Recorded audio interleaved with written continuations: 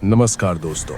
आज जो कहानी मैं आपको सुनाने जा रहा हूँ वो सिर्फ एक डरावनी कहानी नहीं है, बल्कि एक ऐसी सच्ची घटना है जिसे सुनने के बाद मेरी अपनी रूह कांप गई थी।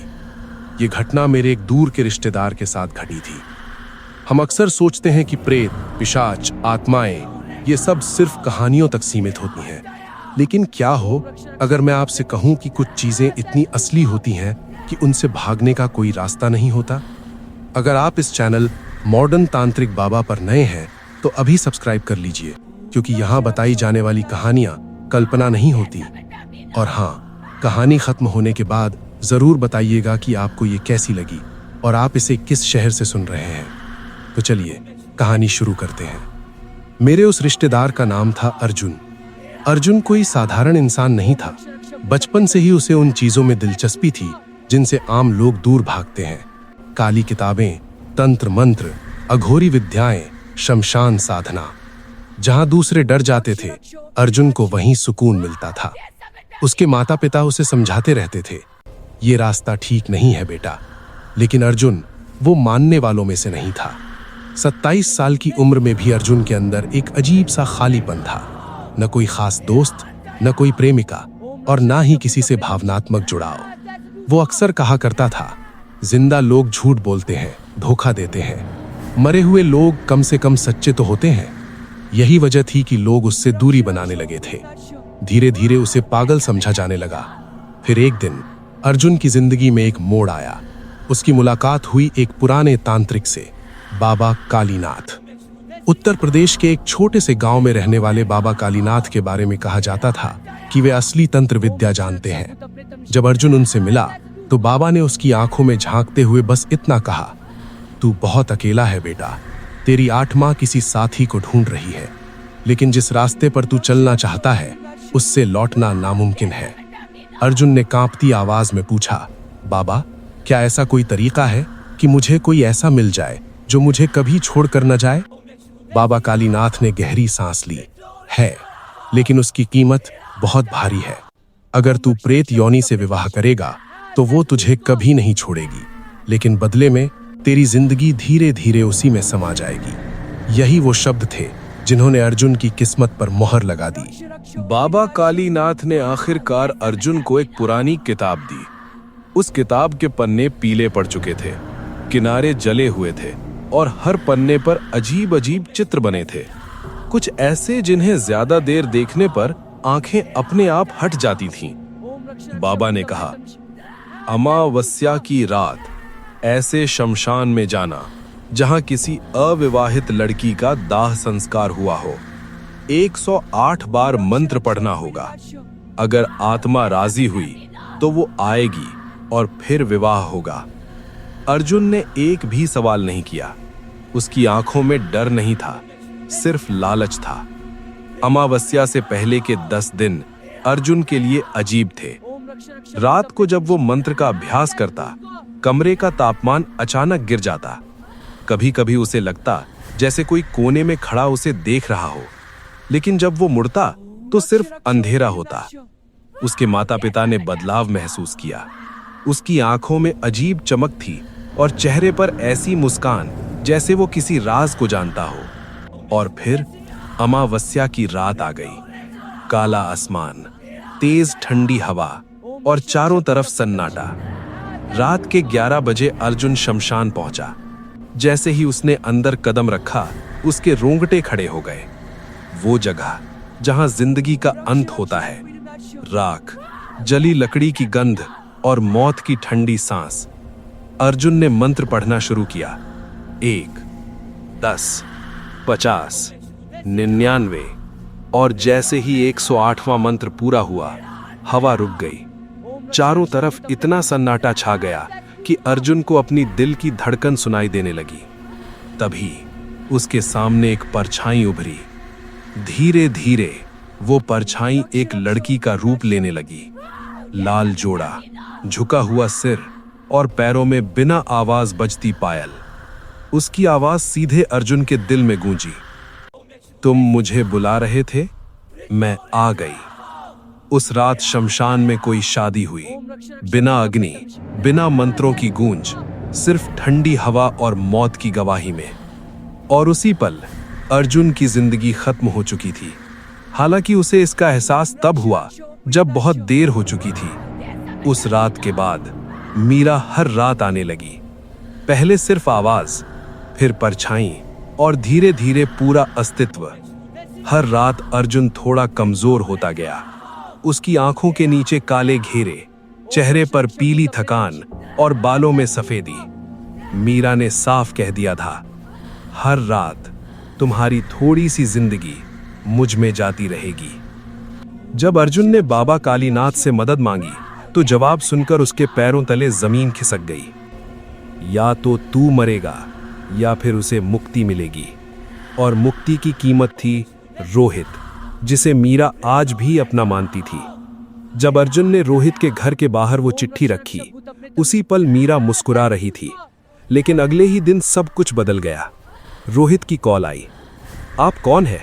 मीरा का नाम लेकर मुझे क्यों डरा रहे हैं? अर्जुन ने कांपती आवाज में सच बता दिया। और उसी रात रोहित के घर में कुछ हुआ। रात के 2 बजे रोहित की पत्नी की चीख सुनाई दी। उसने कहा था, एक लड़की लाल जोड़े में मेरे बेड के पास खड़ी थी। 3 दिन बाद रोहित ने आत्महत्या कर ली। उसकी जेब से एक कागज मिला जिस पर सिर्फ एक लाइन लिखी थी, मीरा मुझे माफ कर दो। उसी रात मीरा आखिरी बार आई। उसका चेहरा शांत था। उसने अर्जुन से कहा, मुझे मुक्ति मिल गई है। और फिर वो गायब हो गई। अगली सुबह अर्जुन मरा हुआ मिला। चेहरे पर अजीब सुकून और हाथ पर राख का वही निशान। डॉक्टरों ने कहा हार्ट फेलियर, लेकिन सच ये था कि अर्जुन की जिंदगी हर रात मीरा ने पी थी। और दोस्तों, अगर आपको लगता है कि कहानी यहीं खत्म हो गई तो आप गलत हैं, क्योंकि जिस शमशान में ये विवाह हुआ था, आज भी वहां अमावस्या की रात पायल की आवाज सुनाई देती है। और कहते हैं, अगर कोई अकेला इंसान वहां मंत्र पढ़ ले तो मीरा आज भी किसी नए साथी का इंतजार कर रही है। मीरा के चले जाने के बाद भी अर्जुन को चैन नहीं मिला। उस रात जब मीरा ने कहा था, मुझे मुक्ति मिल गई है, और धुएं की तरह हवा में घुल गई थी, अर्जुन ने पहली बार सुकून की सांस ली थी। उसे लगा था सब खत्म हो गया। लेकिन असली डर हमेशा तब शुरू होता है जब हमें लगता है कि अब कुछ नहीं बचेगा। उस रात अर्जुन गहरी नींद में सो गया, कई दिनों बाद पहली बार। लेकिन सुबह जब उसकी आंख खुली तो सूरज की रोशनी होते हुए भी कमरे में अजीब सी ठंड थी। उसने करवट बदली और तभी उसकी नजर दीवार पर पड़ी। वहां छाया थी, एक औरत की छाया। अर्जुन झटके से उठ बैठा। दिल इतनी तेज धड़क रहा था कि छाती फटने वाली थी। लेकिन कमरे में कोई नहीं था, बस दीवार पर हल्की सी राख की लकीर। अर्जुन ने खुद को समझाया, शायद वहम है, इतने दिनों का डर है। पर अंदर कहीं कुछ ठीक नहीं लग रहा था। उस दिन अर्जुन बाहर नहीं निकला, कमरे में ही बंद रहा। शाम होते होते उसे फिर वही एहसास होने लगा, जैसे कोई उसके पीछे खड़ा है। उसने आईने में देखा। आईने में उसका अपना चेहरा था, लेकिन उसके पीछे धुंध, और उस धुंध में 2 आंखें। अर्जुन चीख पड़ा और आईना टूट गया। टूटे हुए शीशे में उसे अपनी शक्ल कई टुकड़ों में दिख रही थी, और हर टुकड़े में उसके पीछे कोई ना कोई खड़ा था। उस रात अर्जुन के माता पिता ने पहली बार उसे सच में डरते देखा। उसकी मां ने कांपती आवाज में पूछा, बेटा तू कुछ छुपा तो नहीं रहा? अर्जुन रो पड़ा। सारी कहानी उसने पहली बार किसी को बताई। शमशान, प्रेत विवाह, मीरा, रोहित, सब कुछ। उसके पिता कुर्सी पर बैठ गए। उनका चेहरा सफेद पड़ गया। उन्होंने बस इतना कहा, बेटा तू मरा हुआ रिश्ता निभा रहा था, मरे हुए कभी अकेले नहीं जाते। उसी रात घर में पहली घटना हुई। रसोई में रखे सारे बर्तन अपने आप फर्श पर गिर गए। देवी देवताओं की तस्वीरें दीवार से गिर पड़ी। और सबसे डरावनी बात, अर्जुन की मां ने पूजा घर में एक लाल पायल देखी। पायल जो बिना किसी के छुए हल्के हल्के हिल रही थी। अर्जुन समझ गया, मीरा गई नहीं थी, वो बस बदल गई थी। अब वो अकेली नहीं थी। उसने अर्जुन की जिंदगी का हिस्सा छोड़ दिया था, लेकिन उसकी आत्मा में कुछ छोड़ गई थी, एक रास्ता। बाबा कालीनाथ ने फोन पर कहा, बेटा, प्रेत को मुक्ति मिल भी जाए तो उसका संस्कार करने वाला अक्सर खुद उसका द्वार बन जाता है।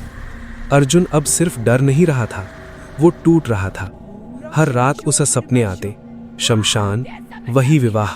लेकिन इस बार मीरा अकेली नहीं होती, उसके पीछे और भी चेहरे होते और सब एक साथ कहते, अब तुम्हारी बारी है।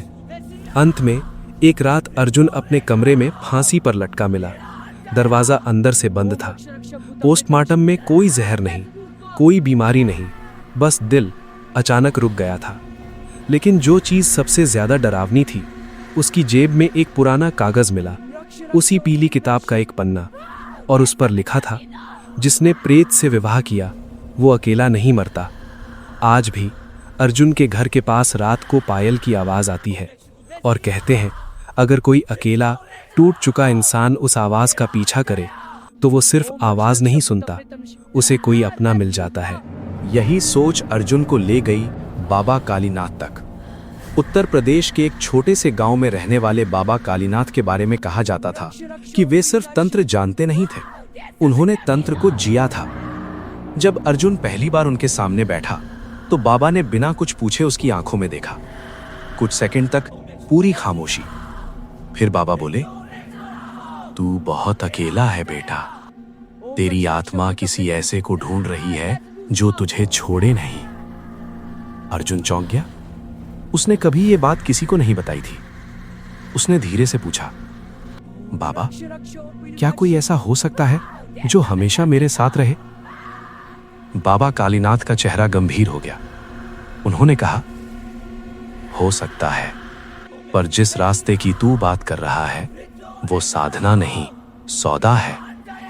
अर्जुन आगे झुकाया। उसकी आंखों में उम्मीद थी। किससे सौदा बाबा? बाबा ने बहुत धीमी आवाज में कहा, मौत से।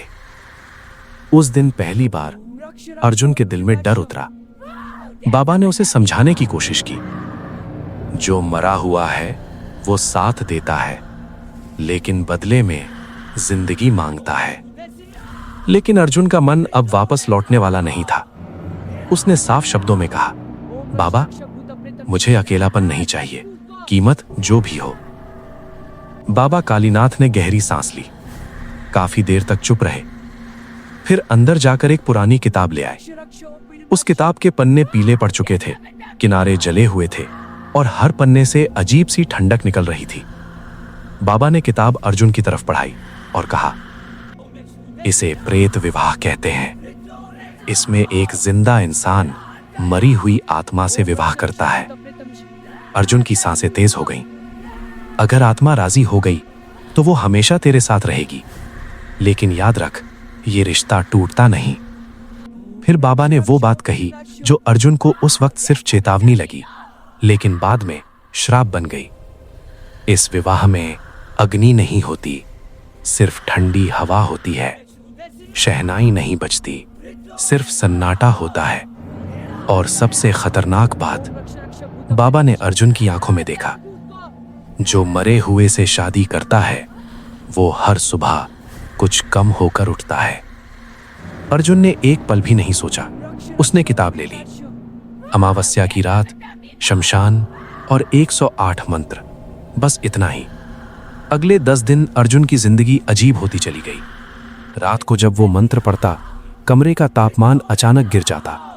कभी कभी बत्ती बिना हवा के हिलने लगती और कई बार उसे लगता जैसे कोई उसके ठीक पीछे खड़ा है। लेकिन जब वो पलटता तो सिर्फ अंधेरा। उसके माता पिता डरने लगे थे। उसकी आंखों में अब नींद नहीं थी, सिर्फ इंतजार था। और फिर आ गई अमावस्या की रात। पूरा आसमान काले बादलों से ढका था, तेज ठंडी हवा और एक अजीब सन्नाटा। रात के ठीक 11 बजे अर्जुन उस पुराने शमशान के सामने खड़ा था। टूटा हुआ गेट, जंग लगी सलाखें और अंदर मौत की गंध। उसने गहरी सांस ली और अंदर कदम रख दिया। अर्जुन ने शमशान के अंदर कदम रखा। पहला कदम रखते ही उसे ऐसा लगा जैसे किसी ने उसकी पीठ पर हल्का सा हाथ रख दिया हो। वो चौंक गया, पर पीछे मुड़ने की हिम्मत नहीं हुई। शमशान के अंदर अंधेरा इतना घना था कि टॉर्च की रोशनी भी जैसे डरकर कांप रही हो। चारों तरफ अधजली लकड़ियां, बिखरी हुई राख और हवा में एक ऐसी गंध जो सांसों के साथ अंदर जाकर सीधे सीने में चुभती थी।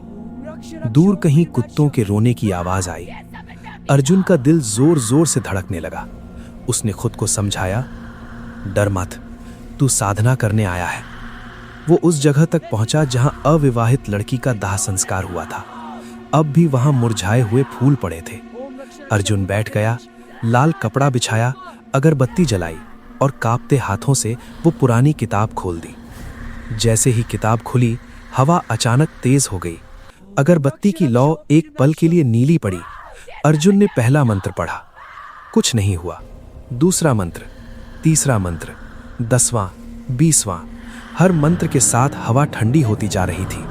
उसकी सांस से सफेद धुआं निकलने लगा। 50वां मंत्र पढ़ते पढ़ते उसे लगा जैसे कोई उसके चारों ओर घूम रहा हो। लेकिन जब उसने आंखें खोली तो सिर्फ अंधेरा। 99, 100, 107। उसका गला सूख चुका था और जैसे ही उसने 108वां मंत्र पूरा किया, हवा एकदम रुक गई। कुत्तों की आवाज बंद हो गई, पेड़ हिलना बंद हो गए। पूरा शमशान जैसे सांस रोके खड़ा हो। अर्जुन के कानों में अब सिर्फ उसकी दिल की धड़कन थी। तभी उसके सामने राख हिलने लगी। धीरे धीरे एक परछाई उभरी। पहले सिर्फ धुंध, फिर एक आकृति और फिर एक लड़की। लाल जोड़ा पहने, सिर झुकाए हुए, पैरों में पायल थी लेकिन आवाज नहीं। अर्जुन का पूरा शरीर जड़ हो गया। लड़की ने धीरे धीरे सिर उठाया। चेहरा साफ नहीं दिखा, जैसे धुएं में छुपा हो, लेकिन उसकी आवाज, वो आवाज कानों से नहीं सीधे दिल में उतरी। तुमने मुझे बुलाया था। अर्जुन की सांस अटक गई। मैं आ गई हूं। लड़की ने उसकी तरफ हाथ बढ़ाया। उसकी उंगलियां बर्फ से भी ज्यादा ठंडी थीं। मुझसे विवाह कर लो, उसने कहा। मैं तुम्हें अकेला नहीं रहने दूंगी। अर्जुन के दिमाग में बाबा कालीनाथ की चेतावनी गूंज गई। जो मरे हुए से रिश्ता बनाता है वो हर सुबह कुछ खोता है। लेकिन अब पीछे हटने का रास्ता नहीं था। उसने कांपती आवाज में कहा, हाँ। उस पल शमशान की हवा और ठंडी हो गई। लड़की मुस्कुराई। तो फिर 7 फेरे। कोई अग्नि नहीं थी, कोई मंत्रोच्चार नहीं, सिर्फ ठंडी हवा और मौत की मौजूदगी। पहला फेरा लेते ही अर्जुन को लगा जैसे जमीन हिल रही हो। दूसरे फेरे में उसकी आंखों के सामने अंधेरा छाने लगा। तीसरे में उसके कानों में अजीब सी फुसफुसाहट होने लगी। चौथा, 5वां, उसके पैरों में अब ताकत नहीं थी। छठा, 7वां। जैसे ही 7वां फेरा पूरा हुआ, लड़की ने उसकी मांग में राख भर दी। उसी पल किसी औरत के रोने की आवाज आई। अब वापसी नहीं है। अर्जुन चीख पड़ा और जब उसने आंखें खोली, वो लड़की गायब थी। चारों तरफ सिर्फ ठंडी हवा थी और उसके हाथ पर राख का निशान। अर्जुन दौड़ता हुआ शमशान से बाहर निकला। उसकी स्कूटी स्टार्ट नहीं हो रही थी। तीसरी कोशिश में जाकर चली। रात के 2 बजे वो घर पहुंचा। कमरे में जाते ही उसने दरवाजा बंद कर लिया। उसने हाथ धोने की कोशिश की, राख नहीं गई। उसी रात जब वो बिस्तर पर लेटा, कमरे का तापमान अचानक गिर गया और फिर वो आवाज आई, मैं आ गई हूं, अब मैं हमेशा तुम्हारे साथ रहूंगी। अर्जुन की आंखों से आंसू निकल आए। उसे समझ आ गया था ये सिर्फ शुरुआत थी। अर्जुन पूरी रात आंखें बंद करके पड़ा रहा, लेकिन नींद उसकी आंखों से कोसों दूर थी। कमरे की हवा बर्फ जैसी ठंडी हो चुकी थी। रजाई ओढ़ने के बाद भी उसकी देह कांप रही थी। घड़ी की टिक टिक उसे चुभ रही थी और हर टिक के साथ उसे लगता था जैसे कोई उसके और पास आ रहा हो। तभी उसने महसूस किया बिस्तर का दूसरा सिरा धीरे धीरे दब रहा है, जैसे कोई वहां बैठ गया हो। अर्जुन की सांस रुक गई। उसका शरीर हिल नहीं पा रहा था। वो जानता था वो आ चुकी है। धीरे धीरे एक ठंडी उंगली उसकी कलाई पर रखी गई। उस स्पर्श में दर्द नहीं था, लेकिन जिंदगी खिंचती हुई महसूस हो रही थी। फिर वही आवाज, मीठी पर डरावनी, डरो मत अर्जुन, पत्नी हूं तुम्हारी। अर्जुन ने हिम्मत करके आंखें खोली। वो वहीं थी, लाल जोड़े में, सिर झुकाए हुए। इस बार वो पहले से ज्यादा साफ दिख रही थी, जैसे हर रात वो और ठोस होती जा रही हो। अर्जुन के मुंह से बस इतना निकला, तुम यहां? मीरा ने धीरे से मुस्कुराकर कहा। विवाह के बाद पत्नी अपने पति के पास ही आती है। उसने अर्जुन के माथे पर अपनी ठंडी उंगलियां रखी। अर्जुन को लगा जैसे उसकी यादें किसी ने उलट पुलट कर दी हों। उसे बचपन याद आया, माँ की गोद, पहली किताब, पहली मुस्कान, और फिर अचानक सब धुंधला। मीरा ने उंगली हटाई। देखा, उसने कहा, बस थोड़ा सा लिया है, हर रात थोड़ा थोड़ा। अर्जुन रो पड़ा। नहीं, ये गलत है, मुझे छोड़ दो। मीरा का चेहरा एक पल के लिए सख्त हो गया। उसकी आंखें काली से और काली हो गईं। गलत? उसकी आवाज में ठंडक आ गई। गलत तब था जब मुझे अकेला छोड़ दिया गया। कमरे की दीवारों पर अजीब अजीब परछाइयां चलने लगी। मीरा ने धीरे से कहा, अब सो जाओ अर्जुन, कल लंबा दिन है। और अगले ही पल वो गायब हो गई। सुबह जब अर्जुन उठा तो ऐसा लगा जैसे उसने पूरी रात कोई भारी बोझ उठाया हो। उसकी माँ ने नाश्ते की थाली रखी और चौंक गई। बेटा, तेरी आंखें इतनी लाल क्यों हैं? अर्जुन कुछ नहीं बोला। वो बस अपने हाथ देख रहा था। राख का निशान अब और गहरा हो चुका था। उस दिन से हर रात वही सिलसिला शुरू हो गया। कभी मीरा बिस्तर के पास बैठती, कभी खिड़की के पास खड़ी रहती, कभी वो बातें करती अपनी अधूरी जिंदगी की, अपने सपनों की और उस प्यार की जो वो कभी जी नहीं पाई। और हर रात अर्जुन थोड़ा सा और कमजोर हो जाता। एक हफ्ते में ही उसके बालों में सफेदी झलकने लगी। उसकी माँ डर गई। डॉक्टर को दिखाते हैं, उसने कहा। डॉक्टर ने रिपोर्ट देखी और सिर हिलाया। सब नॉर्मल है, लेकिन ये लड़का अंदर से टूट रहा है। डॉक्टर नहीं जानता था कि अर्जुन की रातें मरे हुओं के साथ कट रही थीं। एक रात मीरा ने अचानक पूछा, अर्जुन, क्या तुम मुझसे सच में प्यार करते हो? अर्जुन चुप रहा। वो जानता था गलत जवाब उसकी मौत बन सकता है। उसने धीरे से कहा, मैं डरता हूं। मीरा ने सिर झुका लिया। पहली बार उसकी आवाज में दर्द था। मैं भी डरती थी जब एक्सीडेंट के बाद अकेले शमशान में पड़ी थी। उस रात मीरा ने पहली बार अपना नाम बताया। मेरा नाम मीरा है। और वहीं से कहानी ने एक और खतरनाक मोड़ लिया, क्योंकि जिस दिन मीरा ने अपना अतीत खोलना शुरू किया, उसी दिन अर्जुन की गिनती जिंदा लोगों में कम होने लगी। मीरा की आवाज अब फुसफुसाहट बन चुकी थी, लेकिन उस फुसफुसाहट में इतना वजन था कि अर्जुन का सीना बैठने लगा। तुम जानते हो अर्जुन, मैं मरी कैसे? अर्जुन ने सिर हिलाया। वो सच जानना चाहता था, लेकिन डर उससे कहीं बड़ा था। कमरे की बत्ती अपने आप बुझ गई।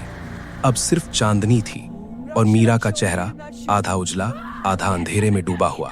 मैं प्यार करती थी, मीरा ने कहा, बहुत ज्यादा। उसकी आंखों से काला आंसू टपका और फर्श पर गिरते ही धुआं बन गया। उसका नाम रोहित था, शहर से आया था, मुझे सपने दिखाने। अर्जुन की सांसें तेज हो गईं। वो कहता था वो मुझे अपने साथ ले जाएगा, नई जिंदगी, नया घर। मीरा हंसी, लेकिन वो हंसी सीधे दिल में चुभी। अमावस्या की उसी रात वो मुझे बाइक पर बैठा कर ले गया। रास्ता शमशान के पास से जाता था। मीरा की आवाज कांपने लगी। उसने कहा, बस यहीं रुकते हैं। अचानक कमरे का तापमान और गिर गया। मैं समझ गई थी, पर तब तक देर हो चुकी थी। मीरा ने अपनी गर्दन थोड़ी सी घुमाई। अर्जुन ने देखा, उसकी गर्दन पर रस्सी के निशान नहीं थे, बल्कि टायर के। उसने मुझे धक्का दिया। नीचे गहरी खाई थी। एक पल की खामोशी। मैं मरी नहीं थी अर्जुन, मैं तड़पती रही और वो ऊपर खड़ा देखता रहा। अर्जुन के मुंह से आवाज तक नहीं निकली। जब मेरी सांस निकली तो मेरी आंखें खुली थीं और जो आखिरी चेहरा मैंने देखा वो उसी का था। मीरा ने अर्जुन की तरफ देखा। तब मैंने कसम खाई कि जो भी मुझे अपनाएगा मैं उसे कभी अकेला नहीं छोड़ूंगी। अर्जुन पीछे हट गया। नहीं, ये मैंने नहीं सोचा था, बाबा ने कहा था। मीरा अचानक उसके बहुत करीब आ गई, इतनी करीब कि अर्जुन उसकी ठंडी सांस अपने चेहरे पर महसूस कर सका। बाबा ने सच कहा था, उसने धीमे से कहा। पर पूरा सच नहीं। मीरा ने अर्जुन का हाथ पकड़ा। इस बार ठंड नहीं थी, बल्कि भयानक जकड़न। अब सुनो मेरी शर्त। अर्जुन की आंखें भर आईं। हर पूर्णिमा की रात तुम मुझे एक नाम दोगे। कैसा नाम? अर्जुन बमुश्किल बोला। मीरा मुस्कुराई। उसका नाम जो मुझे धोखा दे चुका हो, या जिसने किसी का दिल तोड़ा हो। अर्जुन समझ गया। अगर तुमने नाम दिया तो मैं तुम्हें जिंदा रखूंगी। उसने धीरे से अर्जुन के सीने पर हाथ रखा। और अगर नहीं दिया, उसकी उंगलियां अर्जुन के दिल में धंसने लगीं, तो मैं खुद तुम्हें अपने साथ ले जाऊंगी। अर्जुन चीखना चाहता था, लेकिन आवाज गले में फंस गई। उसी पल घर के बाहर कुत्ते जोर जोर से रोने लगे। मीरा गायब हो गई। अगली सुबह अर्जुन की मां जमीन पर बैठकर रो रही थी। बेटा, तू आईने में देख।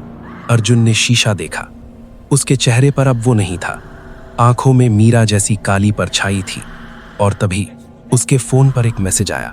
पहला नाम याद रखना अर्जुन, पूर्णिमा आने वाली है। अर्जुन ने फोन गिरा दिया। वो जानता था अब ये कहानी सिर्फ उसकी नहीं रही। और कहानी यहीं नहीं रुकी, क्योंकि पूर्णिमा की रात सिर्फ मीरा नहीं आती, उसके साथ उस जैसे और भी आते हैं। और अर्जुन अब उनके लिए एक दरवाजा बन चुका था। पूर्णिमा की रात आखिरकार आ ही गई। आसमान में चांद पूरा था, लेकिन उसकी रोशनी में कोई सुकून नहीं था।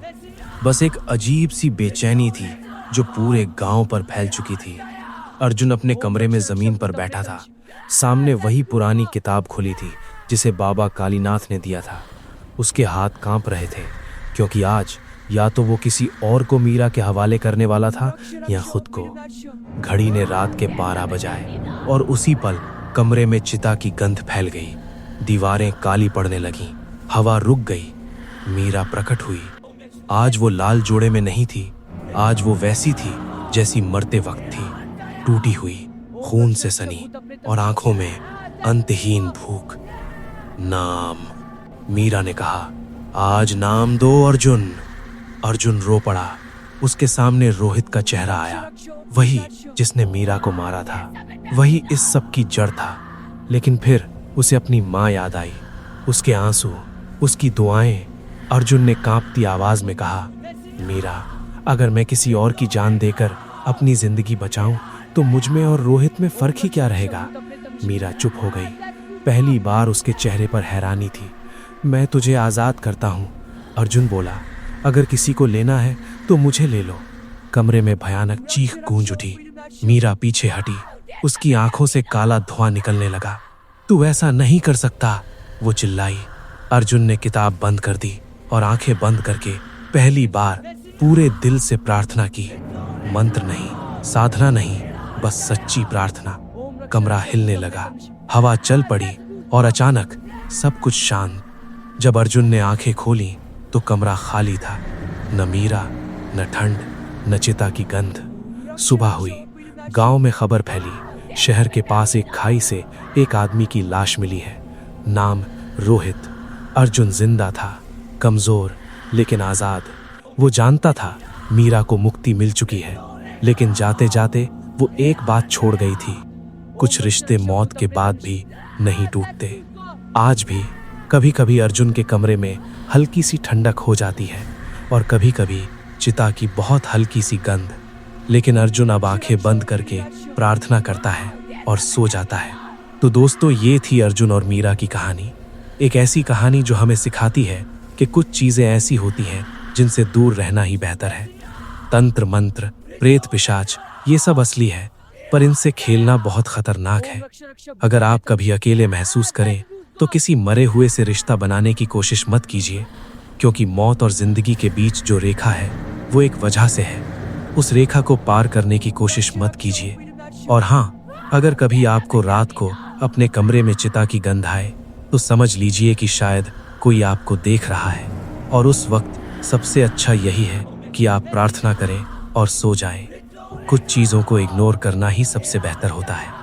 अगर आपको ये कहानी अच्छी लगी तो इस वीडियो को लाइक कीजिए, शेयर कीजिए और अपने शहर का नाम कमेंट में ज़रूर लिखिए।